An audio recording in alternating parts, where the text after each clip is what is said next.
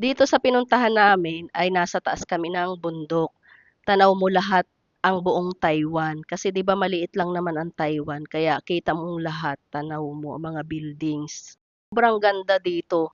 Presko ang hangin, sobrang lakas ng hangin. Ang ganda ng makikita mo diyan ang paglubog ng araw at pagsikat. Bali nagpunta kami diyan ay hapon para makita namin ang paglubog ng araw. At tunay napakaganda.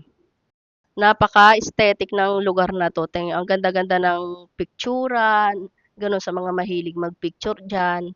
Napakaganda nitong lugar na 'to. Konti lang naman pala ang pumupunta diyan kasi nga malayo tapos nasa taas pa siya ng bundok kaya bibihira ang pumupunta. Ang ni-rent namin ang buong lugar, tingnan niyo't kami lang ang naandiyan. Ay sobrang lawak ng lugar na 'yan.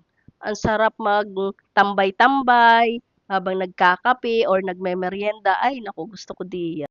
Walang bayad nga pala diyan ang entrance. Yun nga lang, ikaw ay o-order. Pero dito, ano, sobrang mumura lang ng pagkaing pwede mong orderin. Tapos ang serving nila ay napakarami. Sa isang order mo, pwede na kayong dalawa mag-share kasi ang serving ay napakarami. Sobrang saya ng lahat. Ito naman ang mga ngiti, talagang walang hanggan.